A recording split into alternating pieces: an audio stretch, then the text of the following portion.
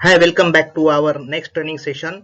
I am Hitendra Kumar Shah, Pharmaceutical Compliance Consultant, CGMP Trainer and Auditor from NADH Plus GXP Compliance Services. Due to your kind request, I am here with you to discuss the second part of good practices in warehouse, which will focus on testing of materials.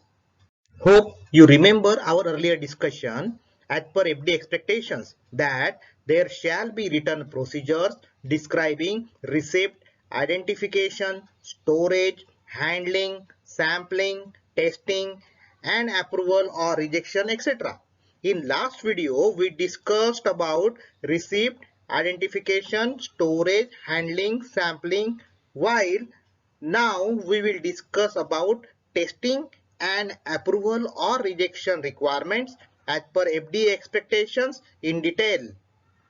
The first expectation about testing is samples shall be examined and tested so that at least one test shall be conducted to verify the identity of each material. If specific identification test, if available, shall be used.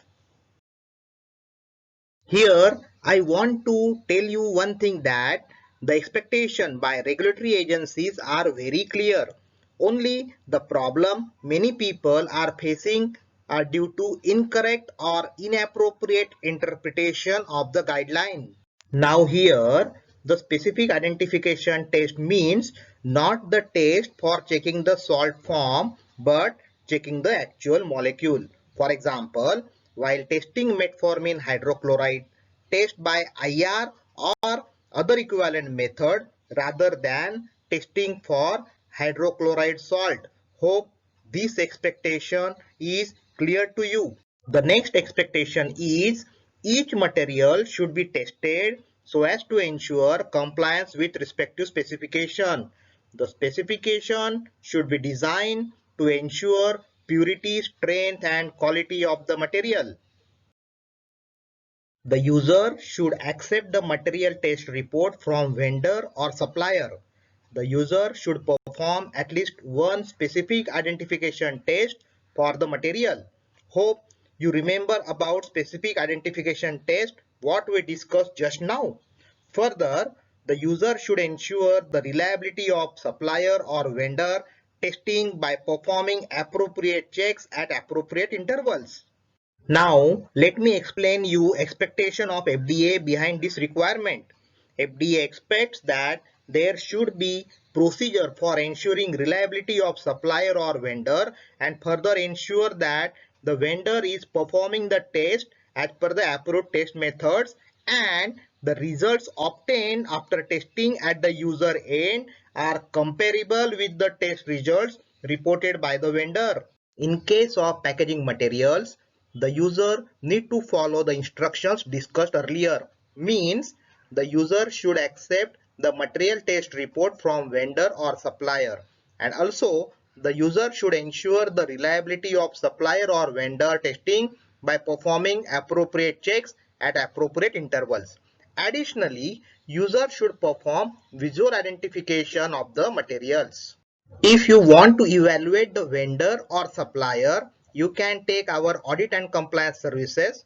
We provide support for third-party audits, developing the quality agreement, review and evaluating the CAPA, etc. FDA further expects that when appropriate, components shall be microscopically examined. If the material is liable to contamination with filth, insect infestation or other extraneous adulterant.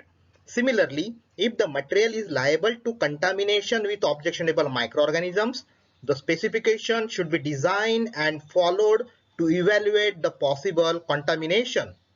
There is a very clear message from FDA that if the material comply to the respective specification, it should be approved and released for use, and if the material does not comply, it should be rejected. FDA expects that the stock of the materials should be used on rotation basis so that oldest approved stock is used first. Means you should follow first in first out rule. You can deviate this rule if this deviation is temporary and appropriate. Hope this is clear to you.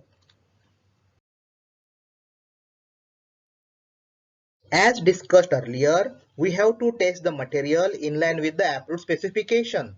In addition to earlier conducted testing, FDA expects that the retesting or re-examination should be conducted so as to evaluate the impact of storage for long periods or exposure to adverse environment conditions. The next very important requirement is the rejected material should be identified and controlled so as to prevent its use in manufacturing operation.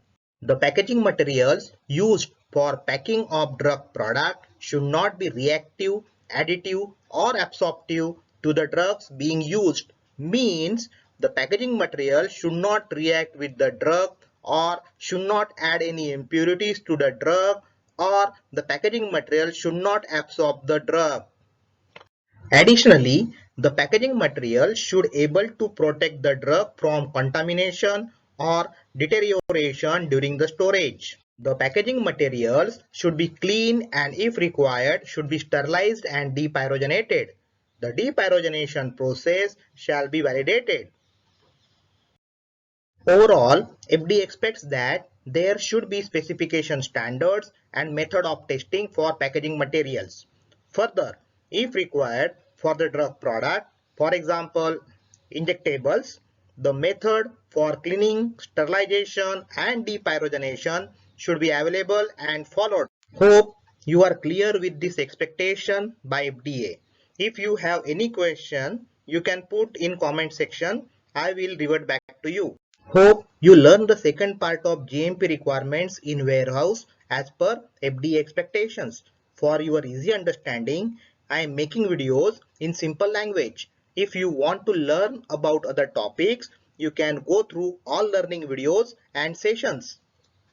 You can subscribe this YouTube channel and hit the notification icon so that you will get all notifications of new learning videos and learning sessions. You can share this video with your colleagues so that they also can get benefit from this video. Thank you so much for your kind interest in learning and ensure all-time compliance.